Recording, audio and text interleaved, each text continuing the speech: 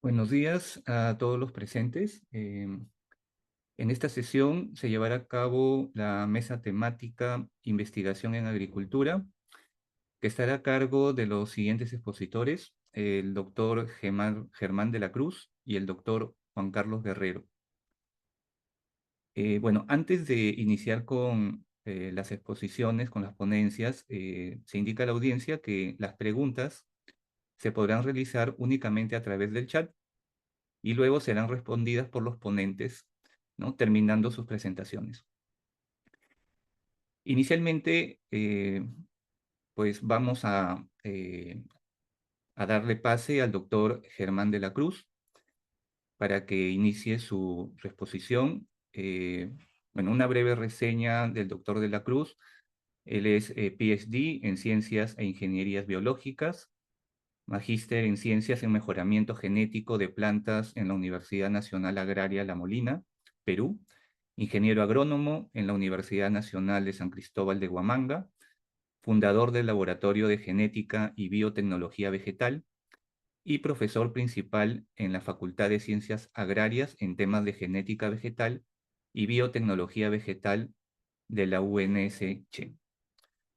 Bien, entonces, adelante, doctor de la Cruz. Tiene usted 20 minutos para realizar su ponencia.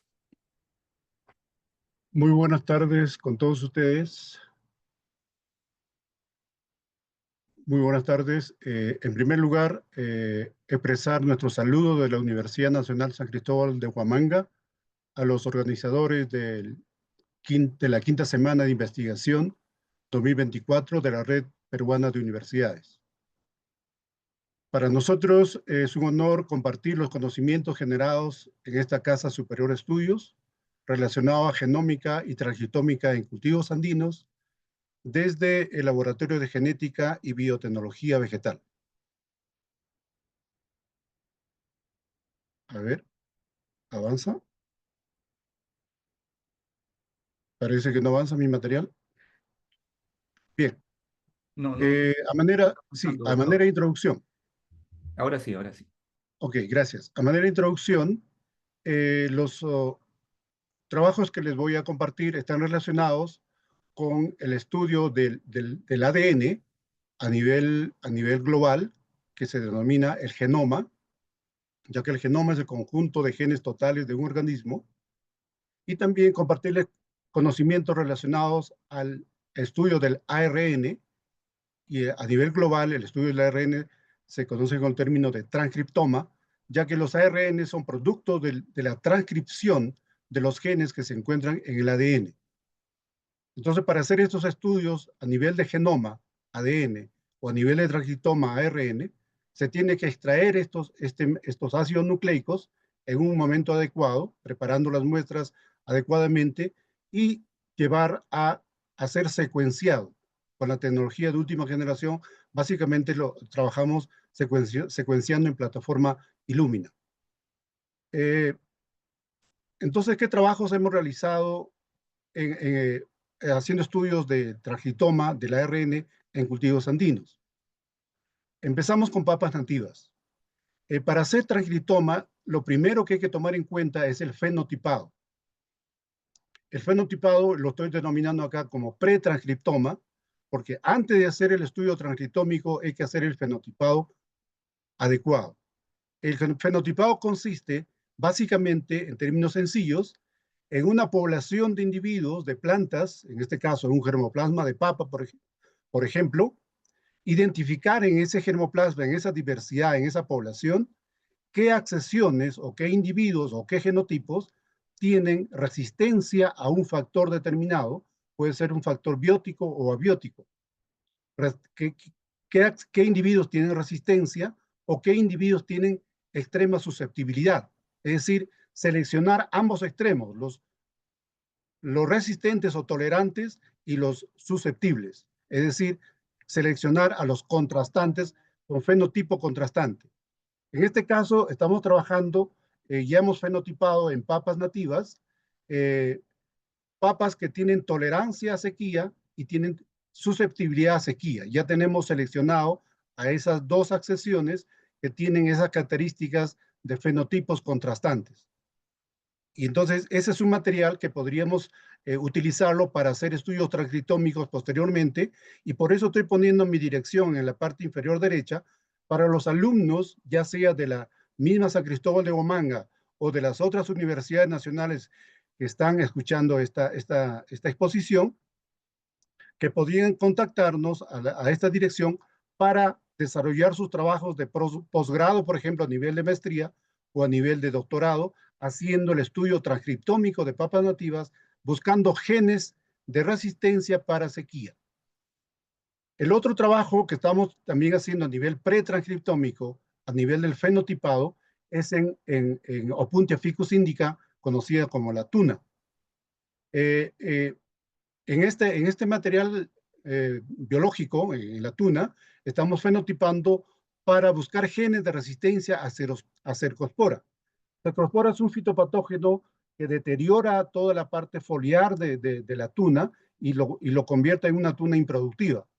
Entonces ya hicimos trabajos de fenotipado con trabajos de tesis de pregrado de mis alumnos de agronomía acá en la Universidad San Cristóbal de Huamanga, y hemos encontrado en un grupo de accesiones de tuna, ahí podemos ver en el eje X, accesiones como el P5, por ejemplo, altamente susceptible, muy susceptible a peronospora, y también accesiones como el P21, como el P26, accesiones altamente tolerantes o muy resistentes a cercospora. Entonces ya tenemos material fenotipado a nivel de campo, no, hay que complementar este fenotipado a nivel de in vitro, a nivel de invernadero, confirmar el fenotipado, pero ya tenemos un material base para empezar en los trabajos transcriptómicos.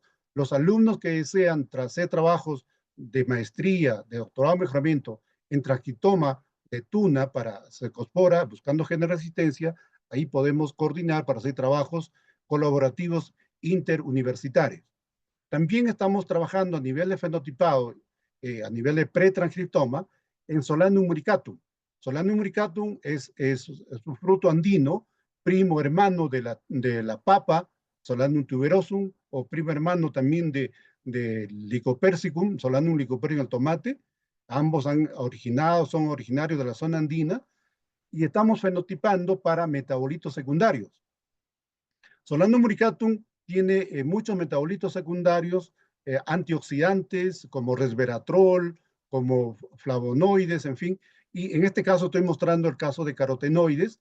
En el germoplasma que hemos colectado a nivel de diferentes regiones del país, en ese germoplasma que tenemos conservando acá en agronomía, en Ayacucho, hemos encontrado accesiones en el eje X, accesiones que tienen alta producción de ciertos metabolitos. Acá solamente estoy poniendo el caso de caroteno, pero también hemos encontrado de resveratrol y otros antioxidantes, accesiones con alta producción de caroteno, en este caso carotenoide, por ejemplo, y otras accesiones con muy baja producción.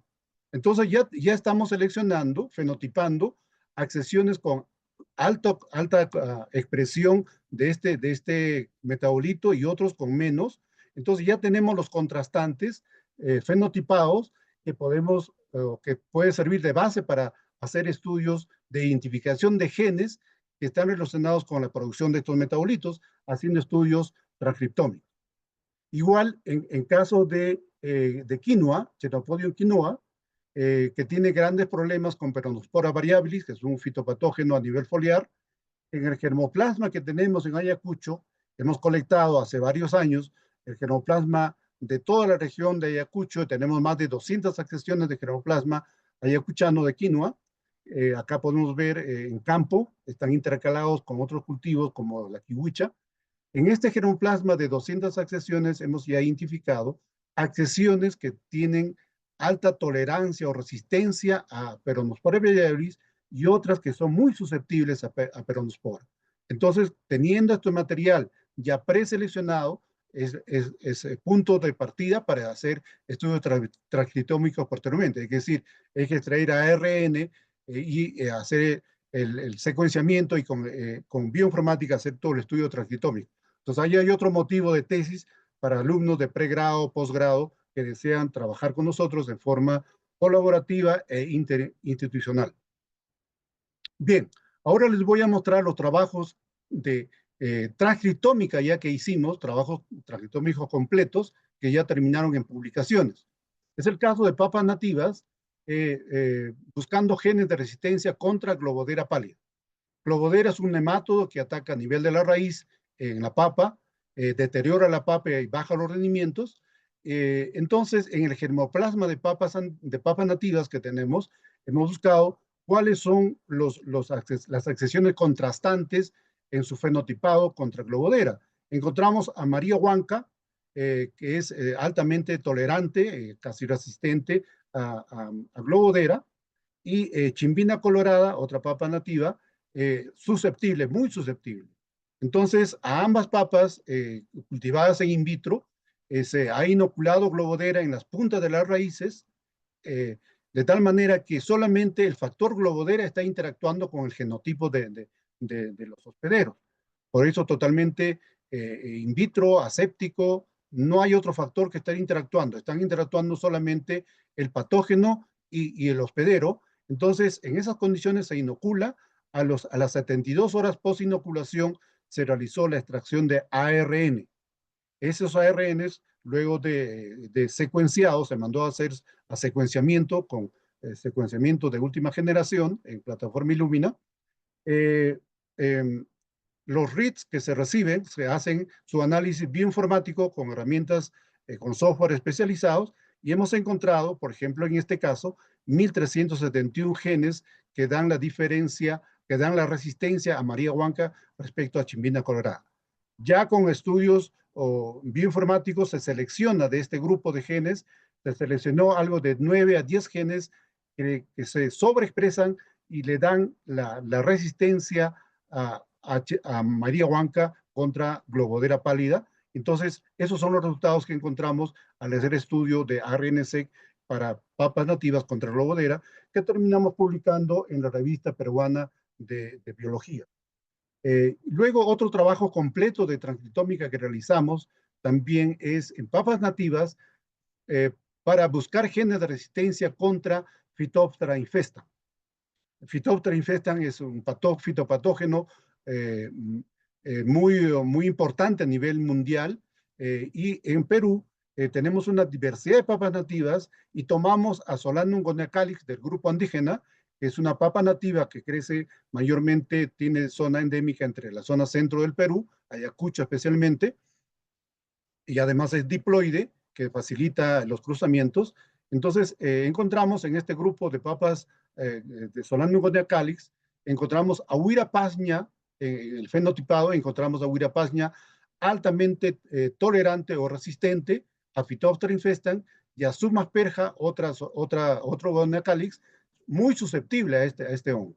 Entonces, a los dos en condiciones ya asépticas y controladas, se inoculó el hongo Phytophthora infestan, se tuvo que criar, entre comillas, Phytophthora infestan a nivel de in vitro, y se inoculó a ambas papas, se extrajo el ARN a las 48 horas post-inoculación, se mandó a secuenciar, y las secuencias se estudiaron con herramientas bioinformáticas, y aquí podemos ver en este gráfico de Vulcanoplot, en el extremo derecho de este gráfico, los 136 genes sobreexpresados con un fold chain de 2, altamente expresados, que le dan resistencia a Huirapasña para resistir a Phytophthora infestan. Estos son 136 genes que se puede ver en este heatmap, los genes de Huirapasña de rojo altamente expresados, que no lo expresa Subasperja, que es susceptible. Entonces, ¿cuáles son esos genes? Ya han sido identificados, y esos genes nos sirven para hacer mejoramiento genético con más precisión, porque ya podemos aislar e identificar esos genes y trabajarlos con edición genética, con CRISPR-Cas o con ingeniería genética, trasladarlo a las accesiones susceptibles. Entonces, este trabajo terminó siendo publicado el año pasado, en septiembre del 2023, en la revista Frontier of Plant Science, de alto nivel de impacto Q1, el año pasado. Bien, este es el equipo de alumnos de la San Cristóbal de Omanga del Laboratorio de Genética y Biotecnología Vegetal, que están fenotipando y haciendo los trabajos pretranscriptómicos y muchos de ellos están tomando ya para sus trabajos de posgrado. ¿Cuál es nuestro aporte en genómica en cultivos andinos? Es decir, en el estudio del ADN de cultivos andinos. En primer lugar, tenemos el estudio en papas nativas. Desarrollamos el primer genoma de referencia de papas nativas a nivel de consorcio de investigación a nivel mundial y publicamos en la revista Nature el primer genoma de la papa, ¿no? Y para ello tomamos una papa nativa del grupo Fureja, el cual fue duplicado su genoma para tener un doble monoploide. Entonces, San Cristóbal de Huamanga participó activamente para el desarrollo de este primer genoma de referencia que es muy utilizado para el estudios de bioinformáticos en este cultivo. Y ese es el grupo de investigación que trabajamos de la mano de la doctora Isra Orjeda en Cayetano Heredia, San Cristóbal de Huamanga y el grupo de investigadores que trabajamos en Perú. También se trabajó a nivel genómico construyendo un cromosoma de referencia a escala de pseudomolécula de la papa, integrando el mapa físico, el mapa genético y toda la información del genoma de la papa que habíamos logrado, integrando en un solo archivo, digamos así. Y eso también fue publicado con participación de trabajo colaborativo. También trabajamos a nivel genómico en papa, extrayendo ADN de la diversidad de papas nativas de la zona norte del Perú, de la zona norte de Ayacucho. Trabajamos con papas nativas y caracterizamos la diversidad molecular utilizando marcadores moleculares, los SSR o los microsatélites, o los llamados Simplex Sequence Repeats, con el cual tenemos un perfil de la diversidad que tenemos en Ayacucho, el cual sirve como base para hacer mejoramiento genético, considerando el nivel de diversidad genética que tenemos acá.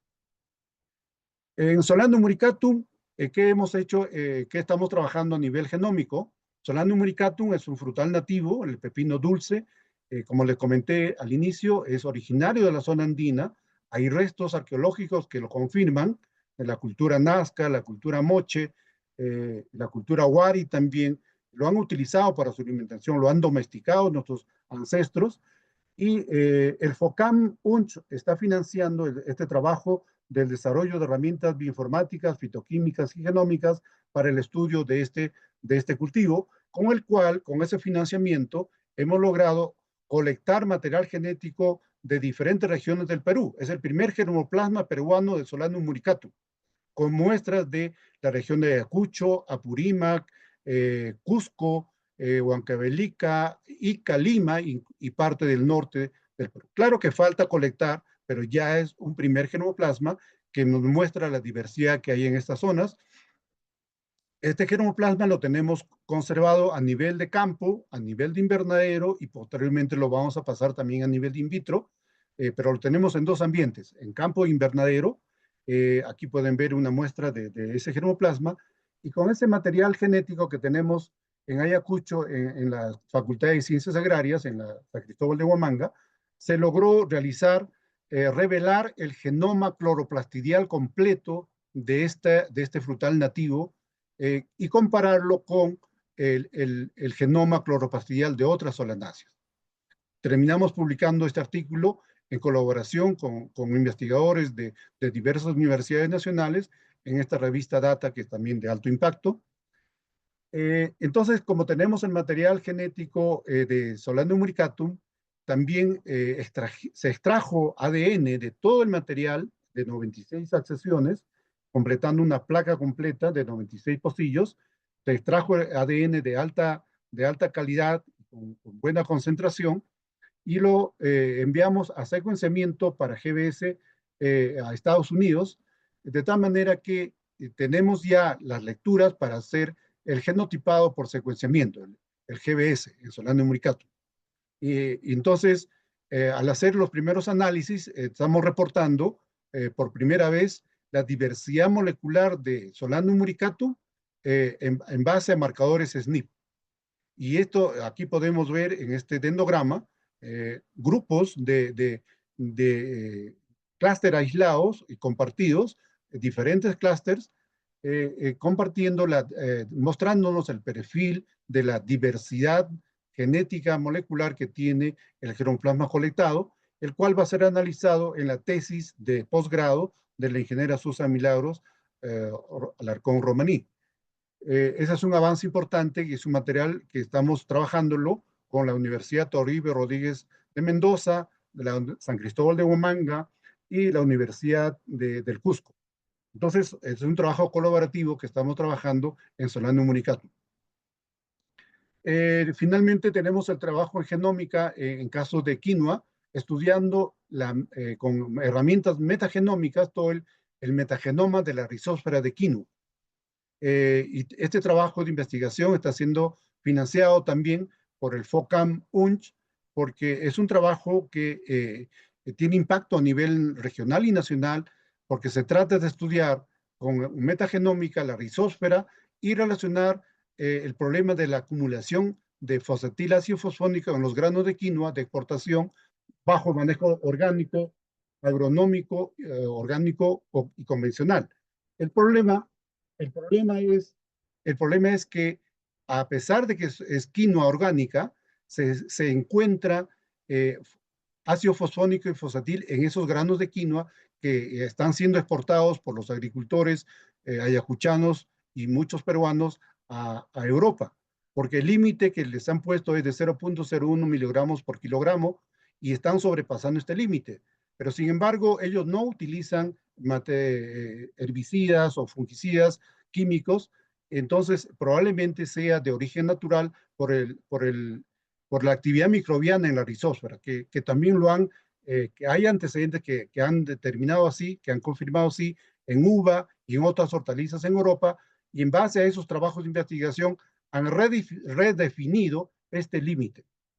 Entonces, ese trabajo de metagenómica relacionando con fosfatil en quinoa, estamos trabajándolo con los agricultores de quinoa orgánica de Ayacucho, con los exportadores ayacuchanos de quinoa orgánica y con la colaboración de la Universidad Nacional del Santa, de San Marcos y de Cayetano Heredia.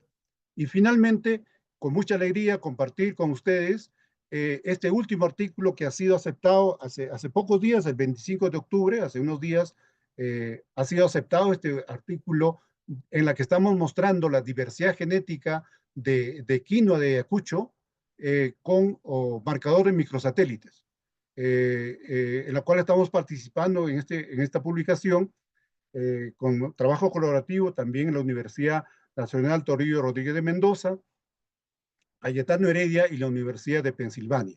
Es un último artículo en el que estamos mostrando la diversidad genética del germoplasma ayacuchano y que debe salir publicado en este mes de noviembre. Muchas gracias por su atención.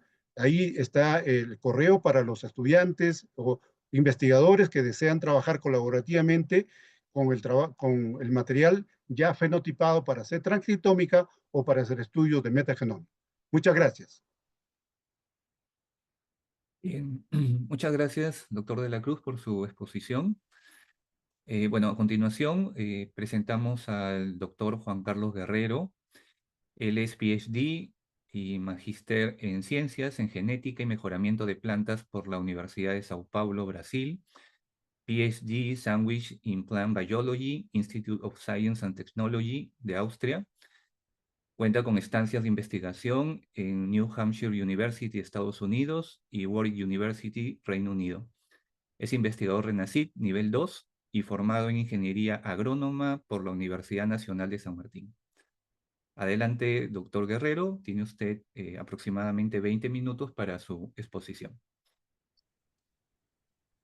Y muchas gracias, Luis. Voy a compartir mi pantalla un minutito.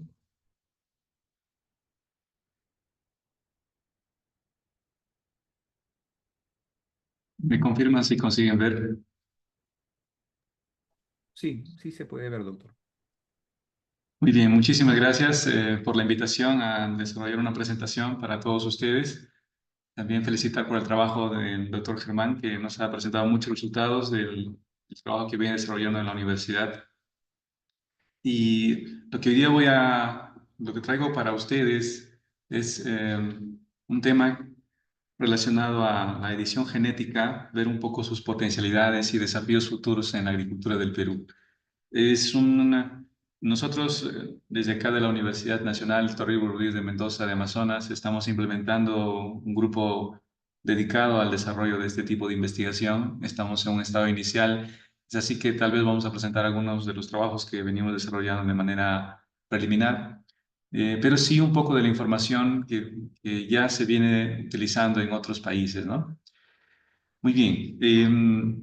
En principio conocemos bastante bien los métodos de mejoramiento genético, pues han sido desde un comienzo, desde la civilización, desde el inicio de la agricultura, inició el proceso de selección de plantas que el ser humano lo hacía inicialmente. Entonces desde ahí inició el proceso de mejora, digamos, de plantas, ¿no? Vinculados a este proceso de selección. Entonces, para ahí nosotros tenemos mejoramientos, el mejoramiento genético convencional que ustedes ven aquí en la figura A, que involucra el cruzamiento de parentales y la selección de individuos deseados. Luego apareció una inducción de mutaciones en donde pues, se pretendía buscar algún carácter muy deseado sobre una variedad muy desarrollada. Luego apareció el uso de la tecnología para la obtención de plantas transgénicas, que es introducir genes de importancia que están en otros organismos sobre las plantas, luego fijarlas y finalmente ver que se puedan expresar en la planta. Y después apareció la edición genética como una herramienta más para el proceso de mejora, ¿no? Ese es como un resumen en realidad.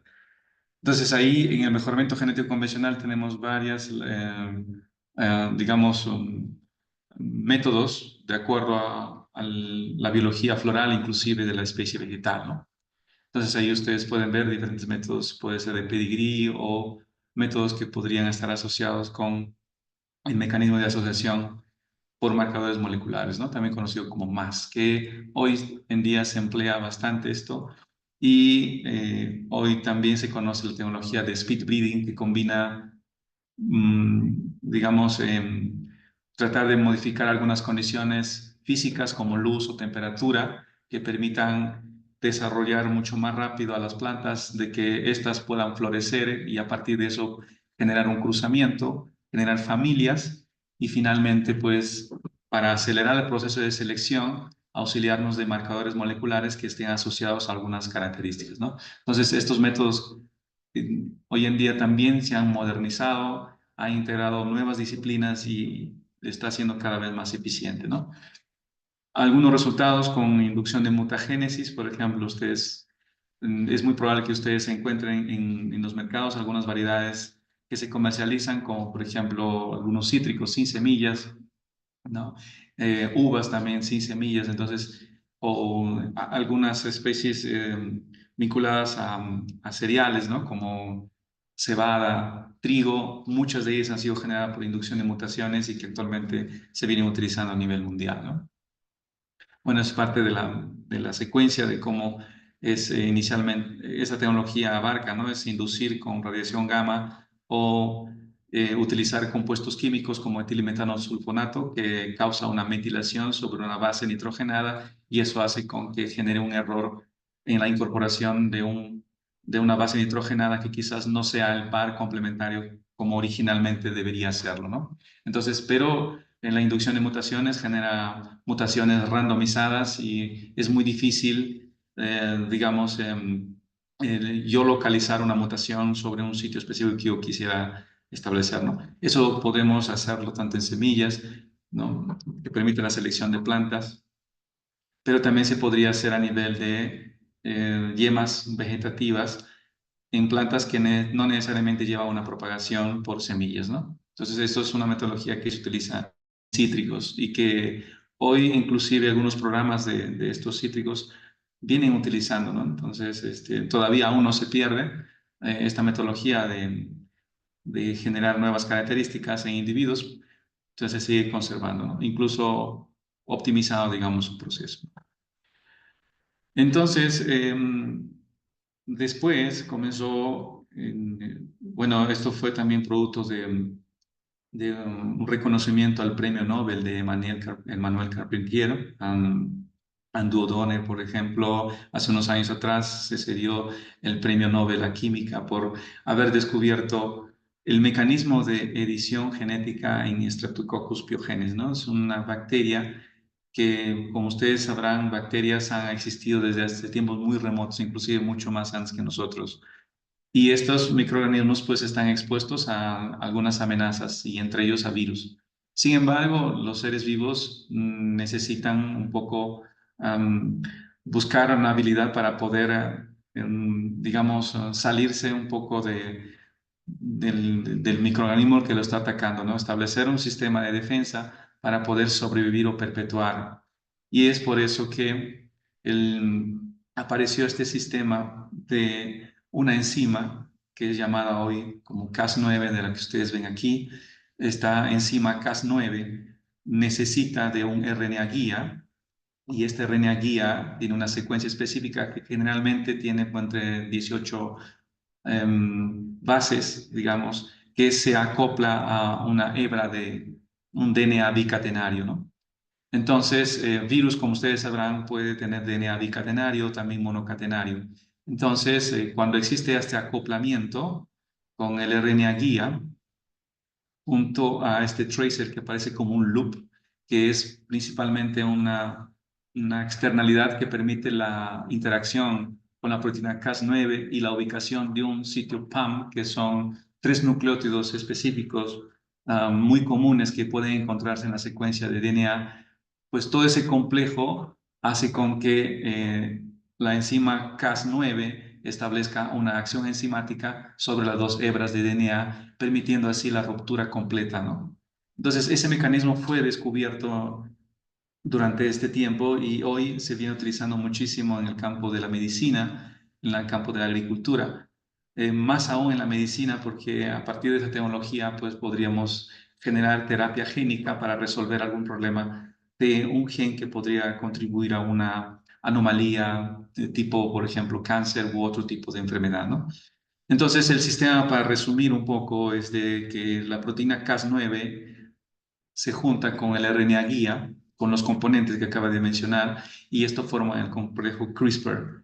Dependiendo de la información que tiene en la región del RNA guía, pues este va a ser como un sitio de reconocimiento. También se menciona también que sería un misil guía, ¿no? Entonces, ¿dónde va a escoger el lugar específico donde va a establecer el corte enzimático? Entonces, este complejo busca dentro de la región del DNA con la finalidad de complementarse con el RNA guía, ¿no? Y una vez que establece ese pareamiento perfecto, se establece la acción enzimática de esta enzima Cas9, haciendo la ruptura total del DNA. Y como ustedes sabrán, el DNA tiene un mecanismo de reparo, y en ese mecanismo de reparo existe la junción nuevamente de estas dos hebras, pero durante eh, ese reparo existe la incorporación de nuevos o nuevas bases nitrogenadas, o también podría perder algunas bases durante esa ruptura enzimática, lo que hace que puedan llevar a la incorporación de bases que son conocidas como incorporación de bases, lógicamente, o cuando existe una pérdida de esas bases, también conocidas como indels, ¿no? Entonces, ese mecanismo podría llevar a que del DNA, que lo tenemos de forma bicatenaria, pues a partir de él se puede generar un RNA mensajero. Pues el RNA mensajero, si tiene una mutación a nivel del DNA, pues la secuencia de nucleótidos va a ser un poco diferente a la secuencia de RNA mensajero original, ¿no? Que no tenía corte. Eso puede llevar a que puede generar un stop codon, o puede generar un error de lectura, o puede incorporar un aminoácido que no sea funcional en la proteína, y esta lógicamente se produzca, pero no tenga ningún efecto, o no sea una proteína sin función, ¿no? Entonces, eso se puede aplicar a diferentes tipos de organismo vivo, tanto en levaduras, en algunas especies modelo de peces o moscas de la fruta o plantas, incluso en humanos, ¿no? Am, pero claro, cada uno dependiendo de los campos, cuando uno trabaja en ellos, tiene algunas también condiciones, digamos, de reglamentación o ética que uno pueda desprender, digamos, o tener en cuenta, ¿no? Eso va a depender mucho de la regulación que puede establecer en su país a nivel de ciencia, ¿no? Pero en humanos, en toda la gran mayoría se trabaja en células o organismos completos, como este caso de Arabidopsis, ¿no? Aquí algunos ejemplos que se han ya desarrollado en algunos cultivos. Por ejemplo, aquí se ha hecho edición genética o se ha generado una pérdida de función de una MAP quinasa 3 de tomate, lo que promueve una mayor tolerancia a temperaturas altas, ¿no? Por ejemplo, aquí ustedes ven una línea normal de tomate, que es del wild type, del tipo salvaje, y aquí ustedes ven dos líneas independientes, una línea 8 y una línea 13 de plantas o eventos independientes de edición. Entonces, estas plantas han sido sometidas al menos por un día a 42 grados. Como ustedes pueden notar aquí, las plantas presentan esta característica. Y si el estrés es prolongado por 2 días, por 42 grados, ustedes van a ver también nuevamente el perfil de estas plantas. Claro, después del estrés que uno genera, como en este caso del C, esto está estresado por 2 días por 42 grados y después se recupera por 26 días. Por eso es de que las plantas que han perdido la función de esta MAP quinasa 3, pues consigue tolerar mucho más a la temperatura que una planta que no tiene esa mutación, es decir, que no pierde la función de este gen. Aquí tenemos esta línea 8, es un evento intermedio, digamos, ¿no? Y es otro extremo, ¿no? Ahora, ¿por qué existe la diferencia? Porque probablemente en este evento existe una mutación y aquí podría haber más de una mutación, entonces podría generar un indel mayor. También la tecnología de edición genética para plantas se está utilizando bastante bien para cucurbitáceas. Como ustedes sabrán, este gran grupo es muy susceptible a virus y podemos tener cucurbitáceas, melón, sandía, pepinos, por ejemplo. Ellos son, digamos, cultivos muy consumidos, pero sí son bastante susceptibles a virus, lógicamente estos generados por algunos vectores. Entonces, la edición genética en el campo de virus para buscar resistencia y utilizando en plantas ha sido, digamos, bastante, o viene siendo bastante reportado, ¿no? Entonces, ha identificado un gen muy específico que es esencial para poder hacer que la maquinaria de reconocimientos de procesamientos de proteínas de los virus a partir de su DNA pues lo podamos interrumpir, ¿no? Entonces, eso hace con que conlleve a la obtención de plantas de este gran grupo de cucurbitáceas bastante tolerantes a virus, ¿no? De igual manera, en banano tenemos un problema de Fusarium de raza tropical 4, es una enfermedad bastante importante, ya incluso en Perú. Anteriormente no lo teníamos, esta enfermedad aquí reportada, pero sin embargo, desde 1965 está establecido en Taiwán.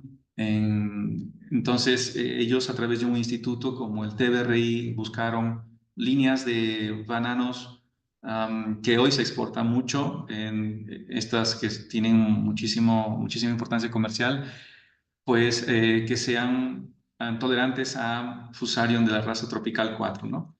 Es un Fusarium oxysporum de la forma especial cubense.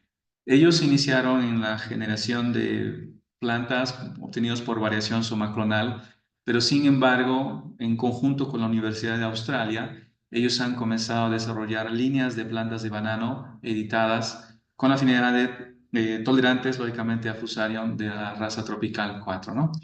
Actualmente Perú es un país principalmente de la zona norte que cultiva bananos para exportación de las variedades Williams o Valery, por ejemplo, las que están siendo muy utilizadas. Am, Sin embargo, podría ser una buena alternativa que a partir de estas variedades se podría emplear la tecnología de edición genética, ¿no? Y digamos, la metodología para regeneración de plantas en banano está bastante bien desarrollada. Y es una cosa para los proyectos que involucran edición genética. La clave también, que es muy importante, es de que la especie donde yo quisiera trabajar o deseo trabajar, ella tiene que tener una metodología para poder regenerar plantas completas a partir de una sola célula.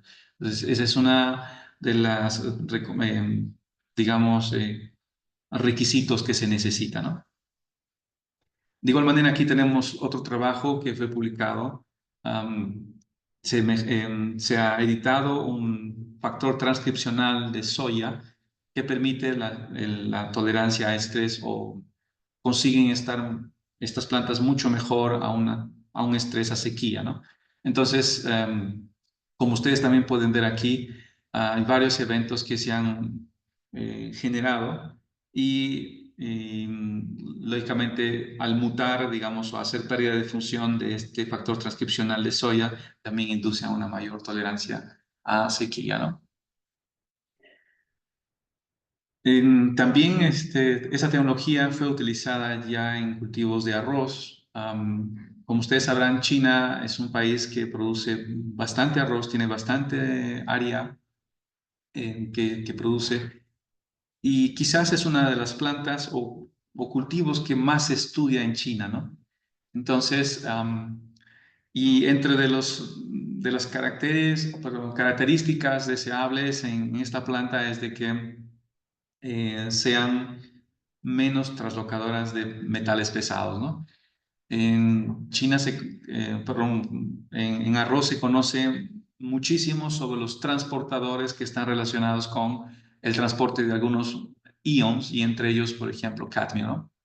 Entonces, en arroz existe una familia de genes que codifican una proteína de membrana, son los genes NRAM, y en arroz lo que ellos hicieron fue emplear edición genética en este gen, o SNRAM5, que facultó, digamos, a que no pueda transportar cadmio digamos, como una planta normal, ¿no? Ustedes pueden ver aquí una planta de arroz que no fue editada genéticamente, con la ausencia de cadmio, tiene este crecimiento, pero aquí ustedes ven una pequeña concentración de 2.5 micromolar de cadmio, tanto en plantas sin edición como 3 líneas independientes, ¿no?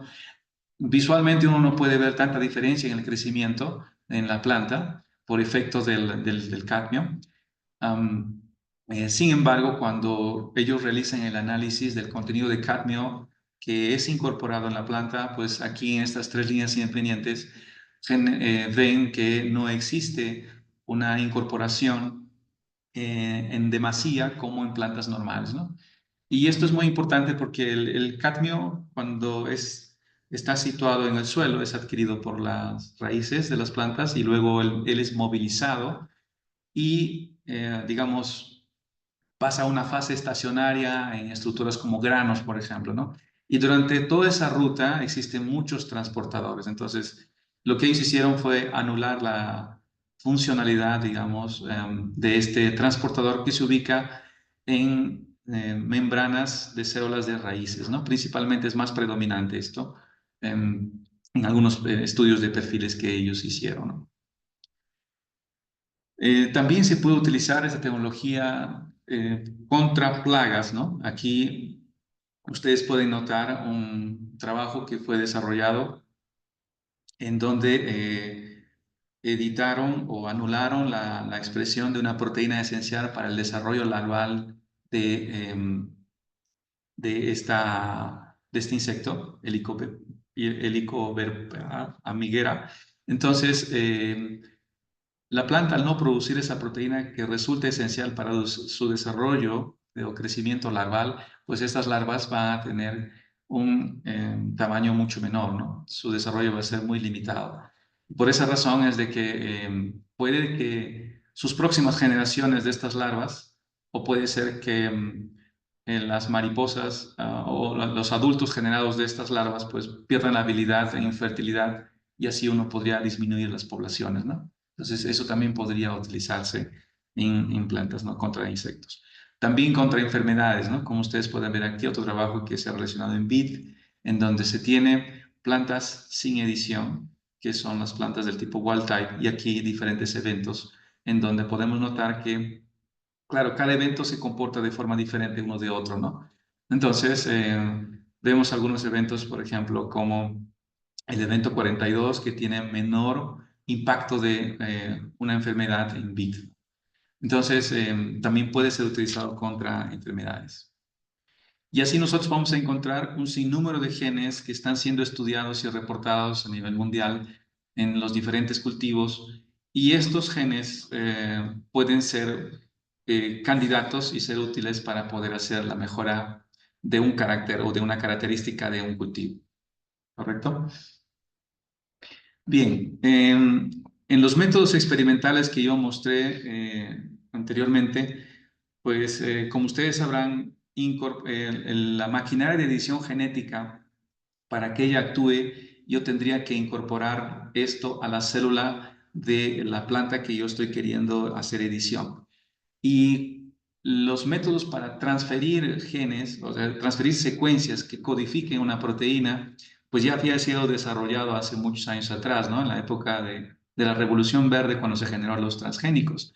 Es así que la tecnología para poder introducir secuencias que codifiquen una proteína dentro de la célula, pues surge, la primera chance es utilizar los vectores binarios que tiene bacterias, y en este vector binario, lógicamente colocar en un borde específico la secuencia de interés que va a codificar la proteína de interés que yo quisiese incorporar en la célula, ¿no?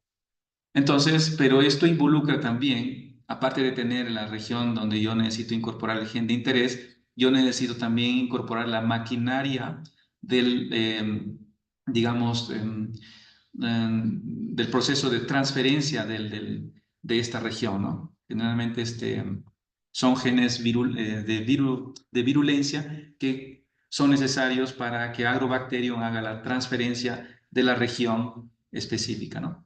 Entonces, todo este vector binario yo lo desarrollo en Agrobacterium, ¿no? Entonces, esa es la tecnología que se empleó hace muchos años atrás. Además de eso, esta región que es de interés, que sería la región TI o de tRNA, se incorpora de forma aleatoria en el DNA de la célula donde yo quisiera incorporar. Además de ser aleatoria, yo incorporo, digamos, un buen bloque o fragmento, ¿no? Entonces, y para los experimentos en edición genética, esto inicialmente fue utilizado, ¿no? Pero ahora yo, si quisiera utilizar eso en la agricultura de un cultivo que podría, pues, solamente desea una mutación específica, y quizás sería lo más deseado sin incorporar mucha maquinaria del proceso de transferencia de genes, ¿no? Es así que hoy en día se cuenta ya con, digamos, una tecnología que podemos incorporar maquinaria de edición genética, pero libre de DNA, es decir, libre de componentes del proceso de transformación. Entonces, ¿cómo es que funciona eso? Como la proteína CRISPR, perdón, la proteína Cas9, porque es una proteína, eso se puede sintetizar y inclusive ya se vende. Entonces, esa proteína Cas9 hace una conjugación con el RNA guía, y ese complejo se junta también con pequeñas secuencias de proteínas también que son llamadas de ribonucleoproteínas, ¿no? Que también viene ya adherida a la proteína Cas9. Entonces, haciendo ese complejo, ese es un complejo proteico, ya no necesito DNA para que fabrique, digamos, esta proteína en la célula, ya tengo la proteína de forma exógena, vamos a decirlo así, y este complejo va a funcionar siempre, va a funcionar lógicamente en protoplastos. Y estos protoplastos, después de que, bueno, está coberturado por membrana, este complejo atraviesa la membrana y finalmente este complejo va al núcleo y hace el proceso de edición genética. Como es una proteína, esta va a ser degradada finalmente, pero la mutación ya ocurrió. de tal manera que un protoplasto que es, digamos, mutado en el lugar específico del gen que le estoy indicando, este será un protoplasto con una mutación que va a regenerar en una planta entera, ¿no? ¿Cuál es la desventaja de esto? Es de que solamente va a funcionar con aquellas plantas que consigan regenerar a partir de protoplastos, ¿no?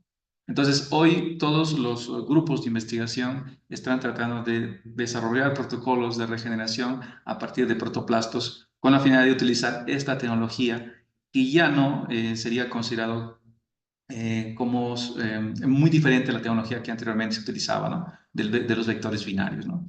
¿Y esto por qué es importante? Porque el hecho de utilizar proteínas para hacer una mutación puntual, eso hace con que estoy induciendo una mutación. Esa es la tecnología que anteriormente se utilizaba en inducción de mutaciones, solo que inducción de mutaciones era muy randomizado, pero con esa tecnología yo puedo hacer inducción de mutación en un sitio específico, ¿no? Eso es lo fantástico que hoy en día hay. El año pasado fue publicado un paper que les voy a contar a continuación. Como sabrán ustedes, lo que les acabo de mencionar, la tecnología que emplea este complejo de ribonucleoproteínas en protoplastos, solamente funciona para protoplastos y lógicamente funcionaría para plantas que se regeneren a partir de protoplastos. Pero ¿qué pasaría en plantas que no se regeneren a partir de protoplastos? Entonces hay plantas recalcitrantes, ¿no? Entonces ahí, por ejemplo, podemos citar a cacao. Es muy difícil de regenerar a partir de células, ¿no? Hasta hoy no se tiene todavía un protocolo establecido para cacao. Entonces, lo que hicieron investigadores del Instituto Max Planck fue desarrollar una maquinaria del sistema de edición genética, pero junto a una región TLS. Y esta región TLS es muy fundamental porque permite transportar el complejo de CRISPR-Cas9 de un lugar a otro lugar, ¿no? A otro lugar específico.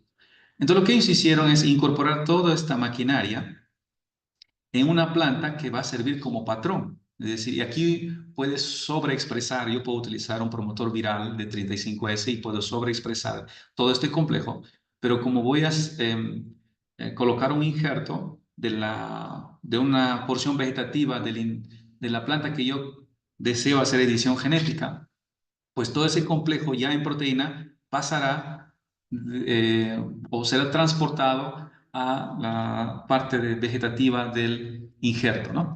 Y ese complejo irá hacia los gametas, en donde establecerá la mutación. Y finalmente, cuando existe la combinación de las dos gametas, formaremos semillas y entre esas semillas, al menos una tendría la edición genética sobre el gen que yo deseo hacer. Entonces, ya tenemos tecnologías para para los dos métodos, para dos campos, digamos, para plantas que pueden regenerar vía protoplastos y para plantas que no pueden regenerar vía protoplastos, ¿no? ¿Cómo está nuestra situación en Perú? Bueno, ustedes sabrán, si podemos desarrollar estas investigaciones, pues ustedes sabrán que existe una ampliación de la ley de la moratoria. Teníamos inicialmente la ley 29.811, la ley que establece la moratoria para el ingreso y producción de organismos vivos modificados al territorio nacional por un periodo de 10 años. Fue en esa primera vez que se estableció aquí. Sin embargo, excluye el desarrollo, por ejemplo, de investigación. Bueno, digamos, ¿qué nosotros podemos hacer con esta ley de la moratoria? O establece, perdón, la exclusión de organismos vivos destinados al uso en espacios confinados para fines de investigación, ¿no? Que establece aquí en esto. Entonces, emplear la tecnología de incorporación de genes mediados por Agrobacterium, pues podría hacerse en laboratorios, pues lógicamente con todas las condiciones controladas, ¿no? Con todas las condiciones de bioseguridad. Esta ley también fue ampliada hasta el 2035, entonces se puede hacer experimentación, pero bajo situaciones controladas, pero no se puede hacer a nivel externo. Sin embargo, esta ley excluye, por ejemplo, o posibilita, digamos, la incorporación de productos o derivados de productos de plantas transgénicas que son producidas en otros países, ¿no? Entonces puede ingresar productos, ¿no? pero no podemos Doctor Guerrero, producirlos. doctor Guerrero, disculpe, si le quedan unos 2 minutos para que pueda ir ya concluyendo con su presentación. Ok, entonces, bueno, de fin experimental sí se puede desarrollar, pero otra cosa que es importante conocer es de que en la ley de la moratoria pues no se establece, digamos, em, bueno, edición genética no calzaría dentro de este mecanismo, ¿no? Entonces, lo que veníamos haciendo nosotros en la universidad es de que, conociendo todas estas tecnologías, nosotros tenemos 2 estudiantes de doctorado aquí que están involucrados en desarrollar investigación en edición y nosotros estamos interesados en anular la expresión de una polifenoloxidasa en papas. Y estas polifenoloxidasas, ¿por qué son importantes? Porque ellas oxidan, ¿no? Si cortamos una papa, en torno de 24 horas vamos a ver un pardeamiento, como ustedes pueden ver aquí. Si este pardeamiento conlleva lógicamente a una pérdida de nutrición, perdón, una pérdida nutricional, ¿no? Porque si fuesen papas de color, por ejemplo, tienen contenidos de antioxidantes y algunos minerales bastante importantes, ¿no? Entonces, reducir un poco este pardeamiento, esa es una de las cosas que estamos muy interesados y aquí está Marilu Mestanza desarrollando el trabajo de investigación que tenemos aquí en la universidad. De igual manera, estamos interesados en anular la expresión de una proteína de membrana que es responsable por transportar metal pesado de cadmio en cacao. Lo que estamos interesados es en anular la expresión de este TSNRAM5 que actualmente estamos trabajando en ello. Entonces tenemos 2 escenarios, en plantas que sí regeneran por protoplastos y en plantas que no regeneran por protoplastos, que sería el caso de cacao, ¿no? Este es el grupo de investigación que nosotros tenemos aquí en nuestra universidad, bastante joven y bueno, dispuesto a colaborar también con otros grupos. Muchísimas gracias.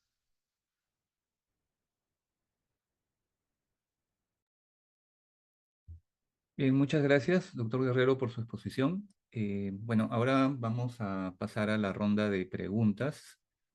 Bueno, hay una pregunta para el doctor de la Cruz por parte de Teresa que dice, ¿por qué hay patatas con forados en el centro? ¿Es la roya?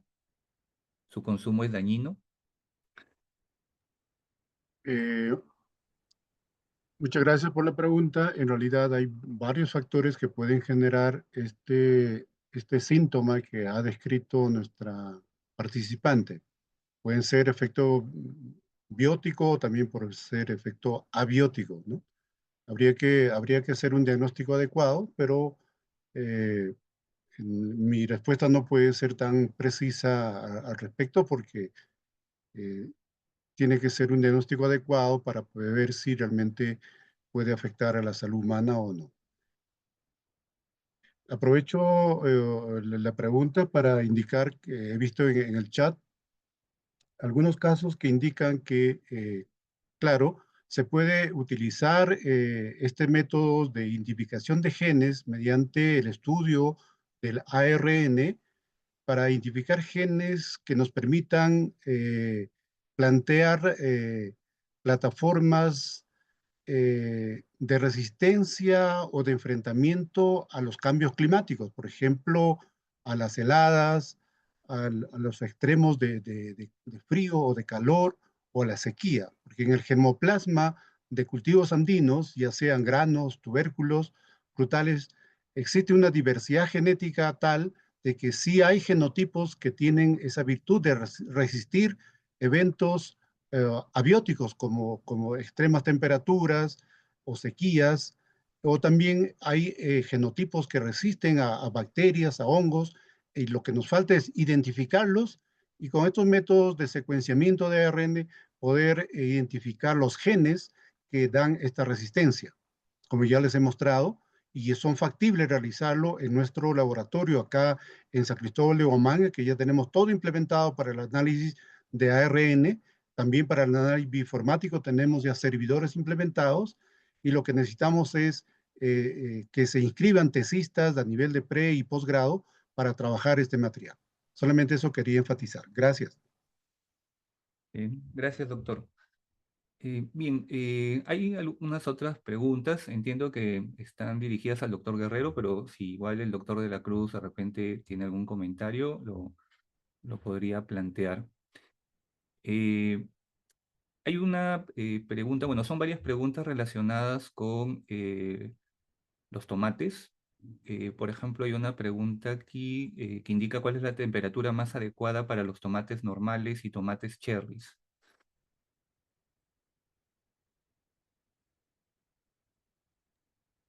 Bueno, no soy cultivador de tomate, hay especialistas en cultivos, así como hay especialistas para cada especie, que posiblemente ellos podrían contestar a través del chat. Aprovecho la pregunta del tomate y ahí en el chat también vi que preguntaban si el tomate transgénico era más dañino que el no transgénico. En más de preocuparse en ese sentido de que si el transgénico es dañino o no, yo creo que hay que preocuparnos más en el uso de los pesticidas, los agroquímicos que utilizan para producir tomate. La gente no sabe que, o muy poco sabemos, los que trabajamos, vimos que cada semana técnicamente le aplican fungicidas, insecticidas para poder cosechar tomate. O sea, el producto que nos venden está cargado de agroquímicos que sí, eso sí son dañinos para la salud. Entonces, más que preocuparse por lo transgénico, ahorita lo que afecta a nuestra salud es el uso indiscriminado de fungicidas, insecticidas, agroquímicos, que sí son dañinos para la salud. Solamente eso quería agregar y dejar al doctor Carlos que conteste las preguntas que le corresponden. Gracias. Ok, doctor Guerrero. Sí, bueno, en relación a la pregunta sobre las condiciones climáticas para que puedan crecer, bueno, digamos, es de muy amplio, ¿no? Los tomates cherry pueden crecer entre 22, 24 grados Celsius. Am, Aquí en Chachapoyas, en la universidad, tenemos digamos, un espacio en donde crecemos tomates cherries. Am, y los tomates, o los otros Río Grande, por ejemplo, que son más grandes, estos sí pueden ir más a trópico, ¿no? Pueden tolerar bastante bien. O sea, de un clima mucho más caliente, eso puede estar entre los 30 a 32 grados Celsius, ¿no? Y bueno, también concuerdo con cuando dice el doctor Germán, en alimentos en general, hoy se utiliza mucho el uso indiscriminado de pesticidas y eso sí es muy dañino, ¿no? Porque es un alimento de consumo directo. Y en algunos casos estos agroquímicos que tienen un comportamiento sistémico muchas veces el efecto residual aún se mantiene, ¿no? Quizás ahí podemos pensar, ¿no? ¿Qué hacer ante eso? Bueno, hay muchas recomendaciones por los especialistas, pasan por el proceso de manejo integrado, inclusive de tomate, o lo otro es cultivarlos sobre sistemas ya protegidos, ¿no? Es decir, no en campo como lo hace Estados Unidos, ¿no? O otros países que producen estos tomates, ¿no? Ya en condiciones cerradas. Y ahí yo creo que existe un uso mínimo de algunos de estos productos, ¿no? Y Perú, bueno, en los ecosistemas que tiene, da la oportunidad para desarrollar este tipo de producción, ¿no? Ok, doctor. Bueno, hay otras preguntas más. ¿Cómo podría influir el desarrollo de tomates transgénicos con mayor resistencia a enfermedades o condiciones climáticas extremas en la competitividad y sostenibilidad de las exportaciones de tomate? Ok, esa es una buena pregunta. En realidad, para utilizar plantas o tomates transgénicos, lógicamente él debería estar autorizado para poder producirlos, ¿no? Am, entonces, yo creo que partiría por ahí primero. De manera experimental eso se desarrolla bastante bien para estudios de genes muy específicos. Ahora, de manera comercial, hay algunos países que ya utilizan algunos productos o derivados de cultivos, ¿no? Por ejemplo, soya, maíz, algodón, son algunos de los cultivos que ampliamente se usan, ¿no? Incluso arroz que se viene utilizando a nivel mundial con tecnología de incorporación de genes empleado por transgénesis, ¿no? Como promotor viral inclusive, o constitutivo. Pero en la tecnología de edición genética, ahí es bueno precisar bastante bien. La tecnología de edición genética, por el mismo mecanismo de acción, no sería catalogado como una tecnología de transgenia, ¿no? Es una tecnología de una inducción de mutación precisa o entonces, no estaría dentro de este gran grupo. Y sobre eso, algunos países como Canadá, Singapur, Japón, ya están avanzando en colocar cultivos derivados de edición genética. Entonces, considero yo que va a ser el panorama para emplear esa tecnología en la agricultura va a ser mucho más alentador. Y no hay ningún temor porque es una inducción de mutación precisa sobre ello. La gran desventaja es de que, bueno, tendríamos que identificar o incrementar más el número de genes que están relacionados a una susceptibilidad, digamos. Y al hacer la pérdida de función de este gen, yo voy a perder esa susceptibilidad, ¿no? Entonces, eso hace con que se mejore se vea una característica muy diferente a lo que se ve en unas plantas normales, ¿no?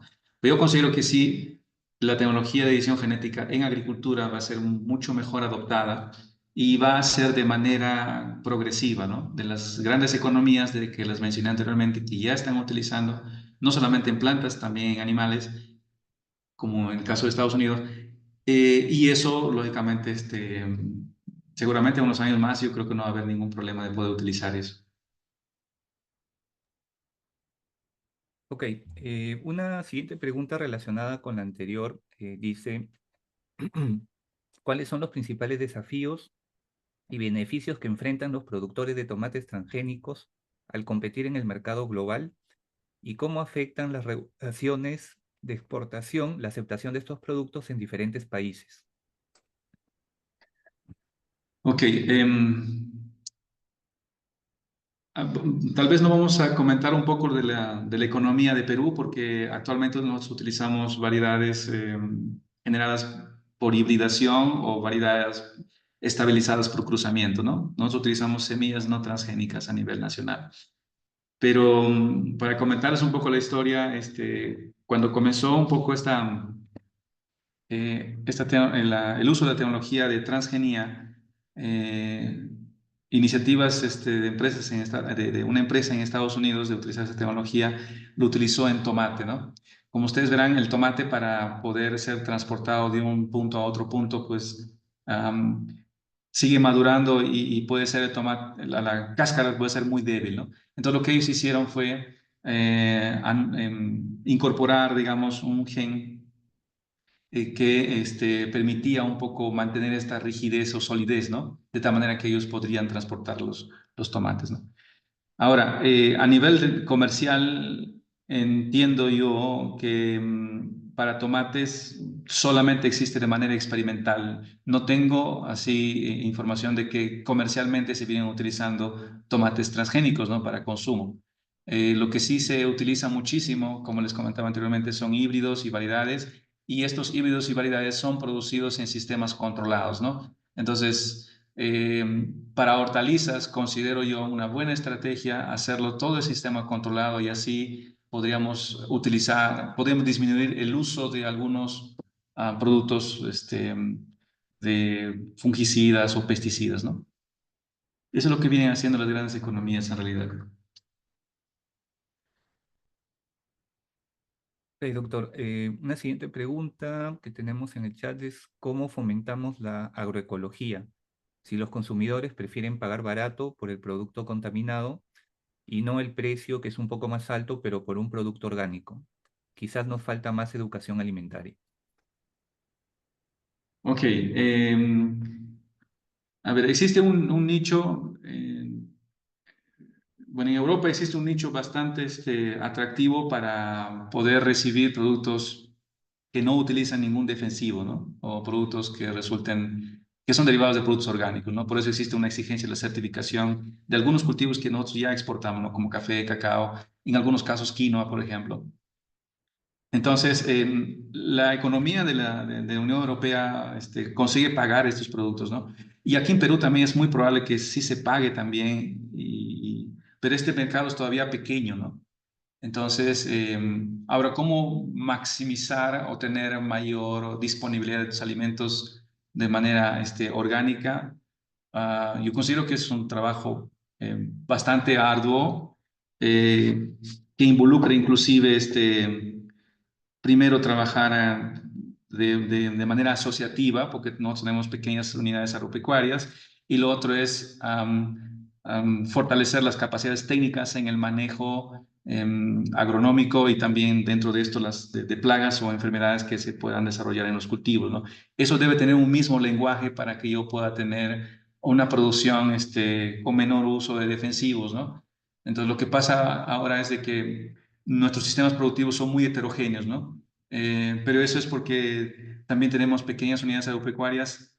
De las 2 millones que existen a nivel nacional, pues todas trabajan de manera heterogénea. O sea, las tecnologías que se utilizan son muy heterogéneas, a pesar que existe, pero falta ese proceso de asociatividad y, y el proceso de fortalecimiento de técnicas, ¿no? De manejo.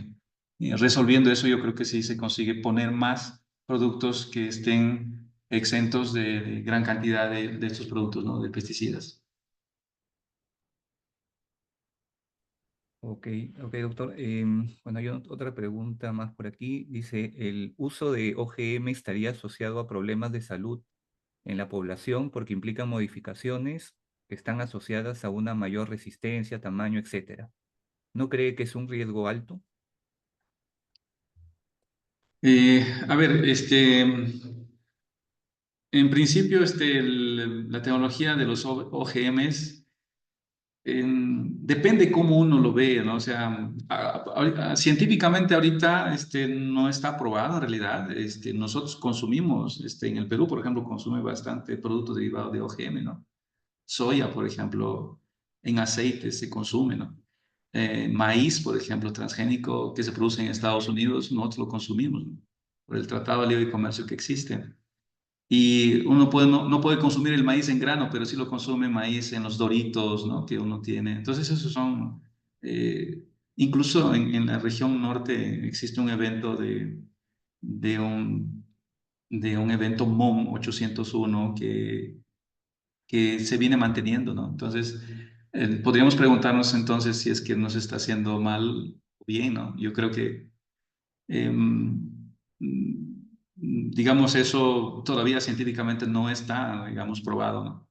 Eh, entonces, lo que sí podríamos es tal vez mejorar en estas tecnologías de precisión, de innovación biotecnológica, como las que mencioné anteriormente, como la edición genética es una de las que abre posibilidades para, digamos, am, alejarnos un poco más de estos mitos de no poder utilizar productos derivados de biotecnología, ¿no?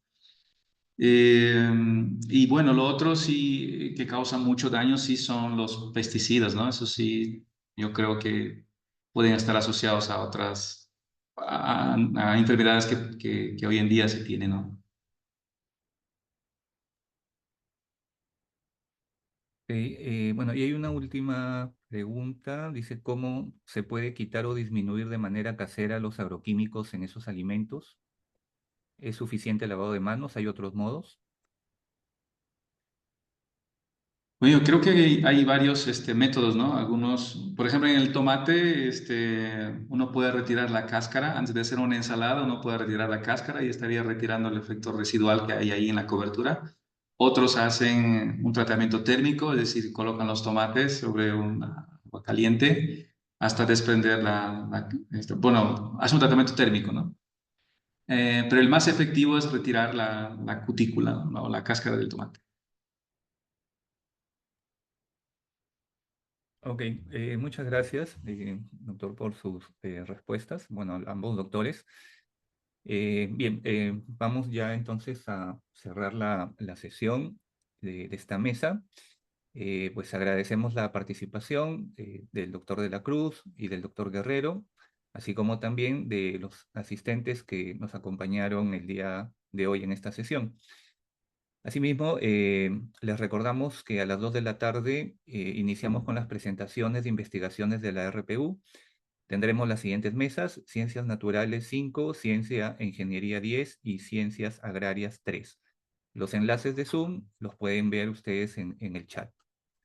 Bien, eso sería todo por nuestra parte. Y nuevamente, muchísimas gracias por su participación. Buenas tardes. Muchas gracias. Buenas tardes a todos. Muchas gracias. Nos vemos.